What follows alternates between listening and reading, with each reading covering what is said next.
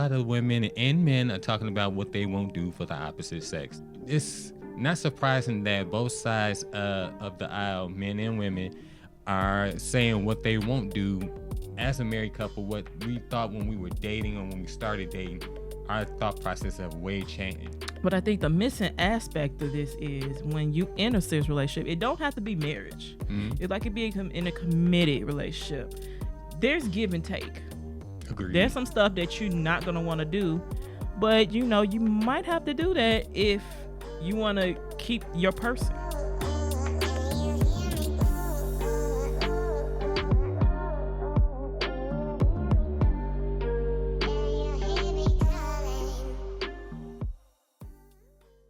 Was making it easy for the clean-up woman to get my man's love.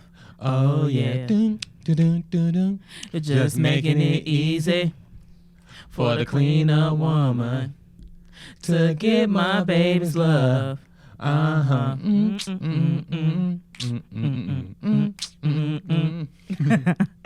Yo, it's your boy Marquis. And this is your one and only, your favorite Taylor. Welcome back to the You Stuck With Me podcast. You stuck with me. Beautiful, how you feeling today? I'm good. How are you? I'm feeling better. I'm finally got over all the yuck that was going on with me internally, so I'm definitely in a better space. Getting rid of yuck. Exactly. I mean, I'm feeling better too. I mean, I'm still getting the old people injuries. Not the old people injuries. I'm literally sitting here in the brace as we speak. We're not gonna speak on that. We need positivity. Remember.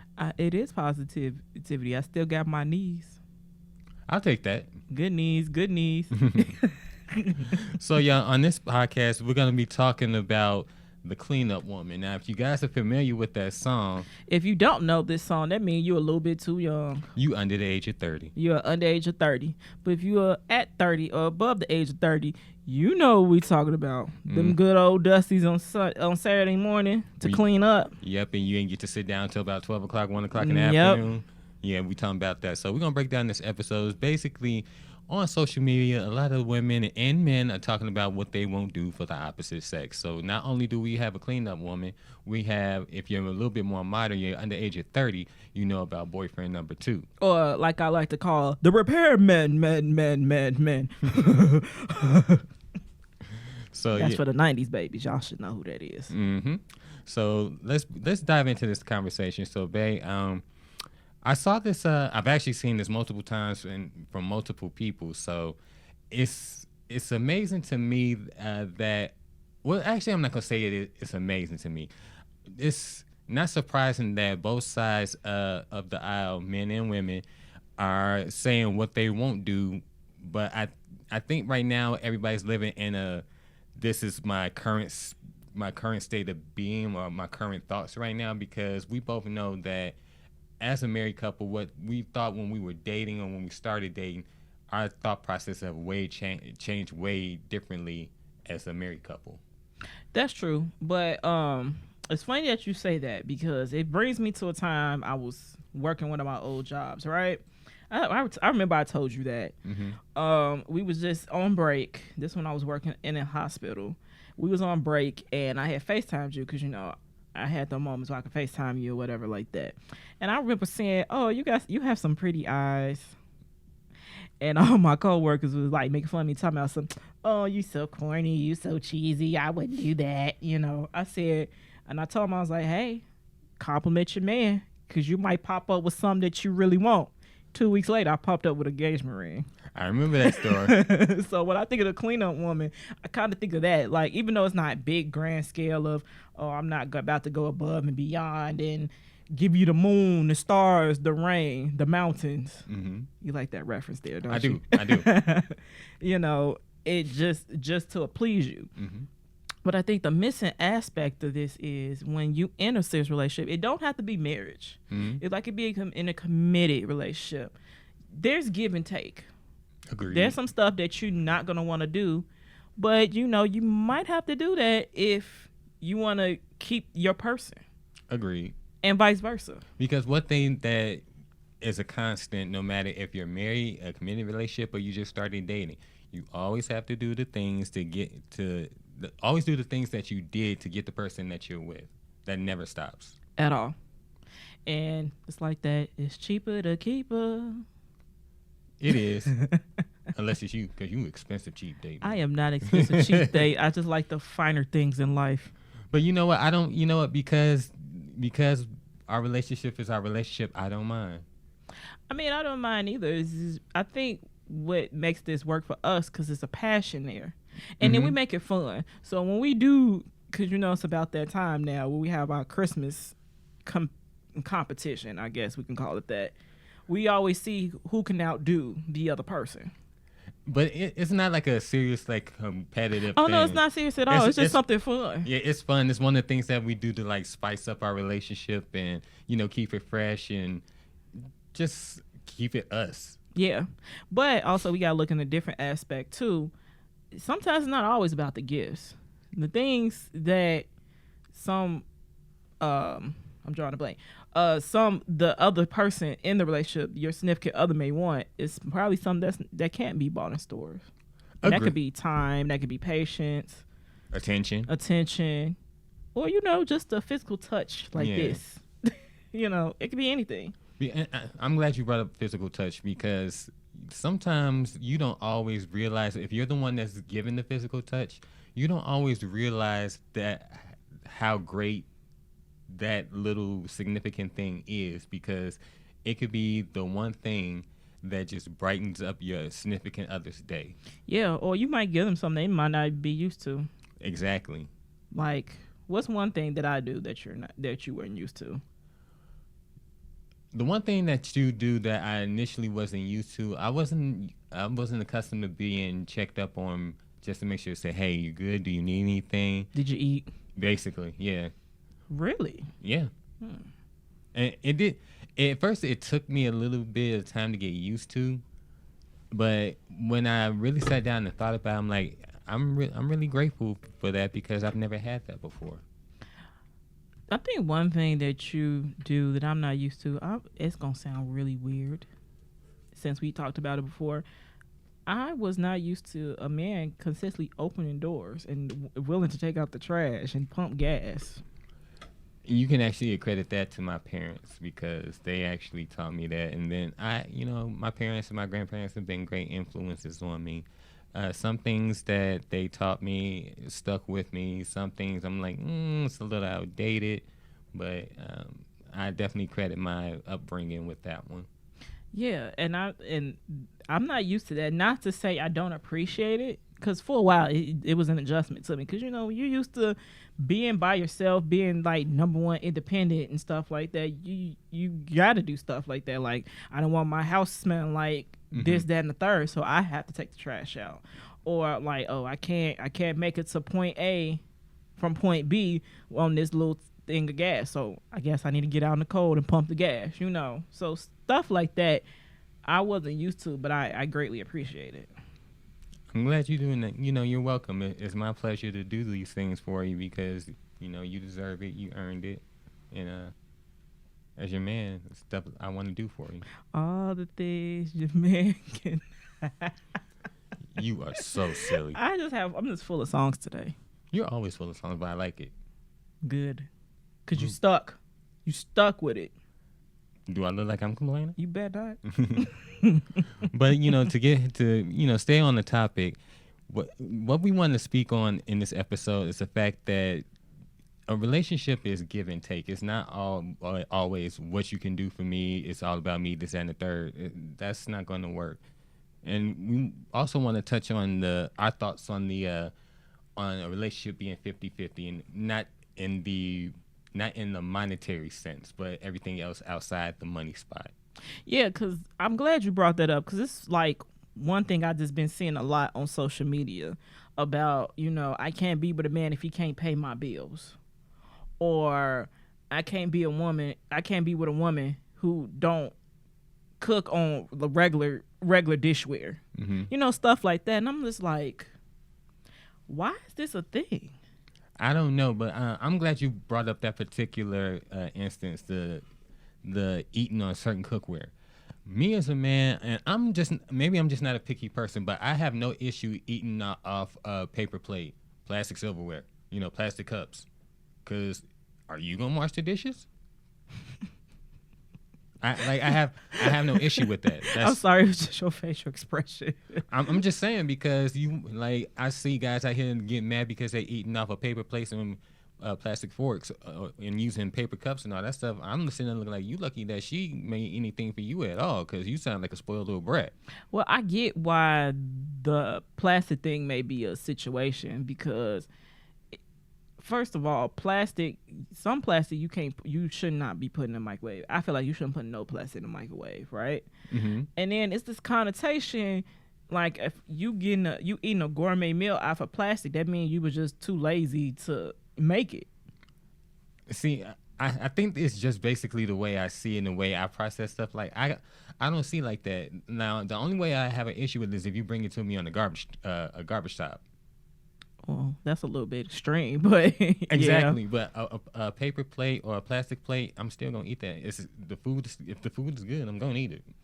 I just feel like in that situation, it's not being thought of. Okay, she might be tired from making that meal. Let's just say the wife or the girlfriend cooked that day. Okay, not to sound like stereotypical or whatever like that. We're just putting it out there. Mm-hmm. So let's just say she took like about 2 hours to make the meal to make sure that it was ready by the time you got home, mm-hmm. right?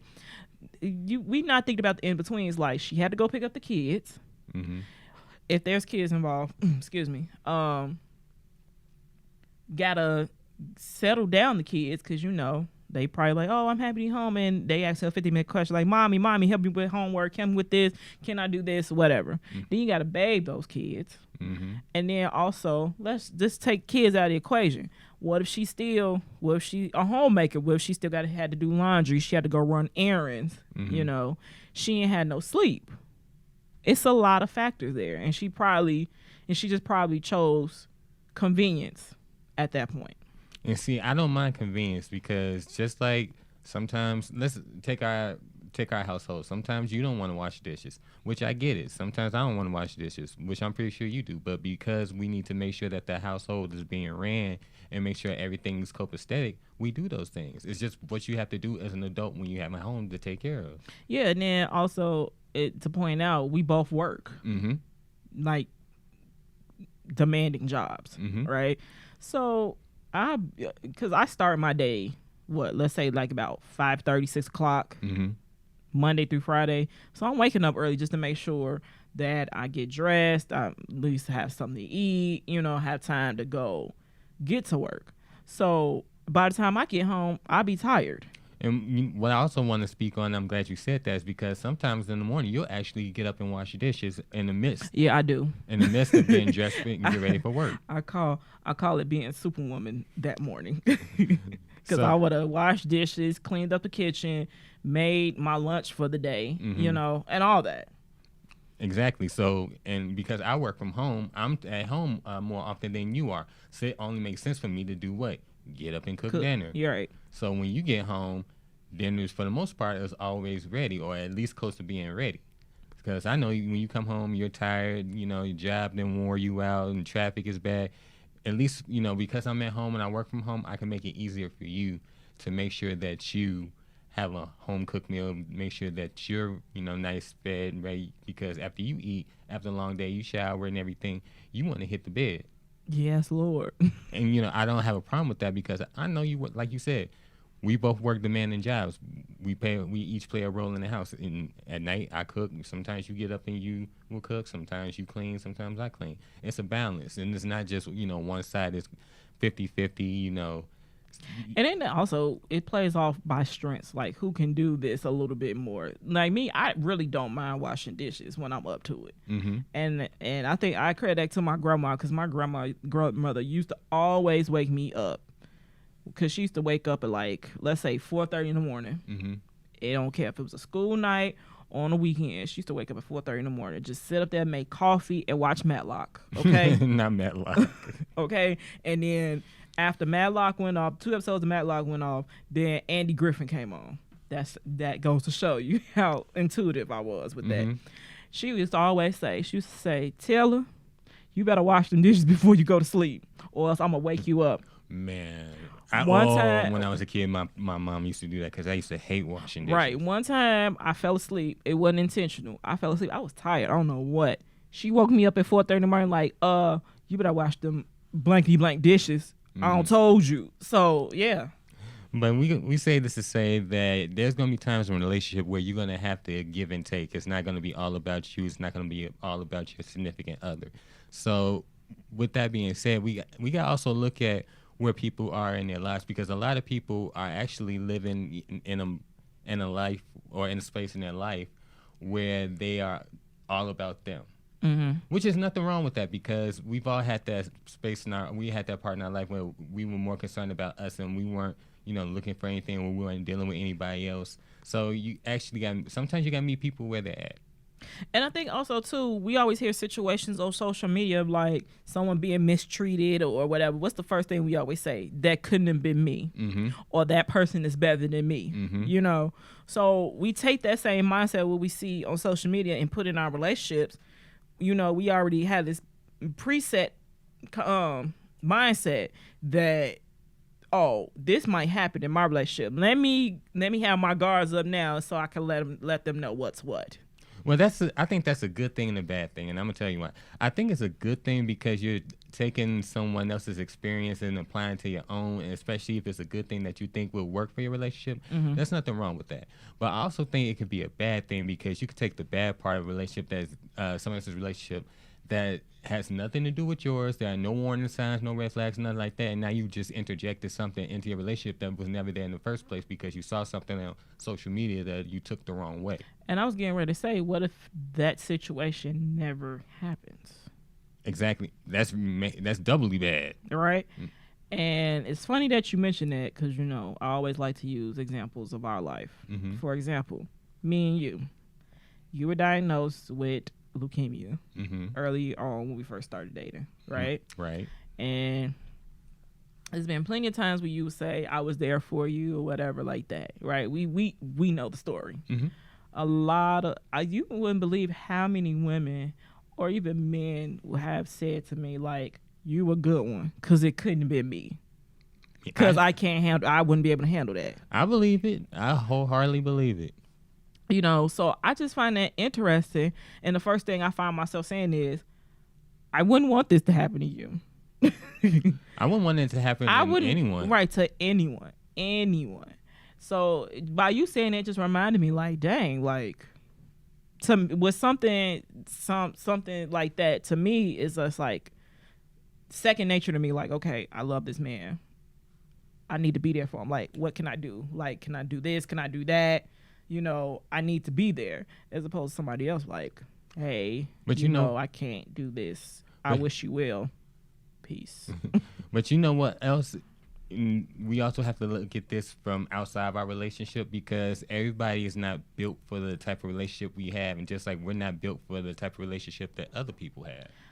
So that's why. Hell, we weren't built for the type of relationship we developed. We've been winging it. I guess.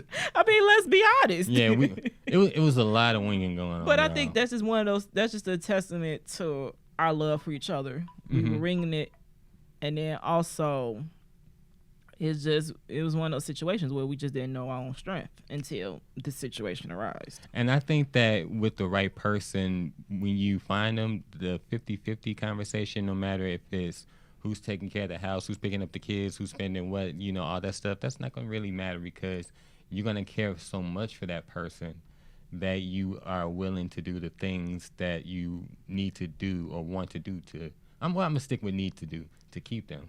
And then also, too, I feel like over the years, as we get older or, time changes, mindset changes. What you said you wouldn't go do then, you might end up doing now. Exactly. And I think that as you grow, wisdom also sets in. The things that you used to think about. Matter of fact, I'm going to give a great example. Things that we said we wouldn't do in high school.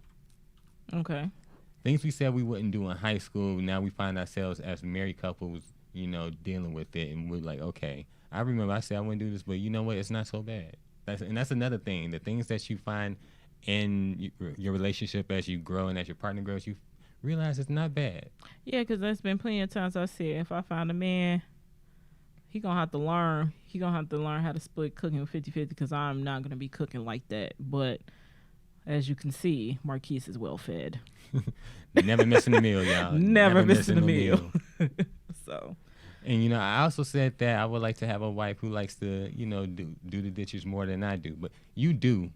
Now, I'm not going to say that I don't always do them, but you do them more than I do. But you know how I feel about it. So. Yeah, but, I mean, as I gotten older, washing dishes have become kind of therapeutic.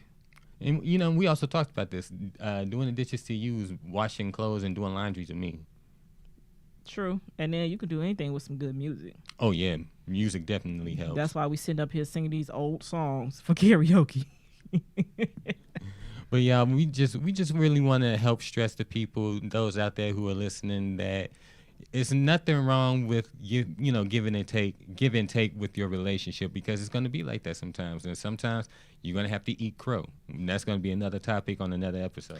And don't be afraid of the cleanup woman coming in your relationship, or the repairman coming to fix them pipes or whatever like that, because the way I see it is, if they can only come around when an opportunity is created. Don't create that opportunity. Don't create the opportunity. I say the best way so you can avoid this is just open communication. Oh, yes. Open communication. And, you know, just talk about what do you see in your relationship? Like, what do you want out of it? Also, don't be afraid to check in with each other, because we suggest it. We do it all the time. Like, hey, babe, you good? Do you need anything? Matter of fact, when we get up in the morning, one of the first things we ask each other, how can I be of service to you? We always ask that. Like, don't matter if we would have got into an argument or something like that, because let's keep it real. Sometimes he get on my nerves. Sometimes I love you and I don't like you. But that's one thing we always still manage to do, ask how we can be of service to each other. And yeah, and you know, it's okay, because this happens with us. It's okay to not have anything. If you can't think of anything right there in the moment, that is quite all right. That don't mean to create something right then and there. Yeah, you don't create anything, but it will happen naturally. Yeah, and then sometimes what I try not to do, I don't try to give it like a laundry list of things. It'll probably be like 1-2 things at the most. So I try not to give a laundry list, but I think I give him more things than he does me. But you know, when you're trying to be a service to your significant other, you don't mind doing it, especially when it's like, okay, you know, she or he did this, and you know, I want to reciprocate. I want to make sure that they feel good, that they're well taken care of. And shout out to the Ellises, because that's where we got that concept from. And you know what? It definitely helped our relationship. You know, and that's another, like, to go back to what I was saying earlier in the podcast. You can take what you want from another couple. You see it works, and you want to apply it to your relationship. There's nothing wrong with that. You learn from other people. That's true. And I you know, I also like learning from you, because there are things that you've taught me. I'm like, I never knew that. I learned some stuff from you. And you know, I think that's also what makes our relationship grow, because there's some things that, like, we didn't know about each other, like the times that we, you know, music is playing, and you'll look at me or I'll look at you like, what do you know about that? What you know about that, young blood? I mean, you'll never know more music than me, because I'm just a musical genius. But anyway. You know what? I'm not going to even argue that. I'm not going to even argue that. What, babe? So, to end this, you want to tell them where they can hit us up at? You guys can leave us sticky notes at youstuckwithme@gmail.com. That is USTUCKWITME@gmail.com. You can hit us up on our Facebook page. You leave us sticky notes there. You Stuck With Me on Facebook. You can go to YouTube. You can leave us comments, say if you like the video. You can hit us up on IG. That is You Stuck With Me Podcast. USTUCKWITME_podcast. You can find me on the app formerly known as Twitter and IG, my_1, that is M1NE_1. And you can find me on the app formerly known as Twitter and Twitter as Queen Points, and also on IG as Queen Points. That is PO01NTZ. Again, that is Queen Points, PO01NTZ. And also, if you want a little bit more behind the scenes footage, because you know me and Marquis always get into some tomfoolery, you can find us on TikTok. That is Queen Points 22. And also, don't forget, you can find us on YouTube as well. Yeah, you guys, and make sure that if you're on Apple Podcasts, so you go to our YouTube, make sure you guys subscribe, you like, review, rate, all that good stuff, because we like to hear from y'all. If you guys want us to talk about something, let us know. We are open to anything that you guys have to say. Most definitely. But this is your one and only and your favorite Taylor. This your boy Marquis. And remember, come back. You stuck with us. You stuck. You stuck with us. Peace out, y'all. Peace. Later.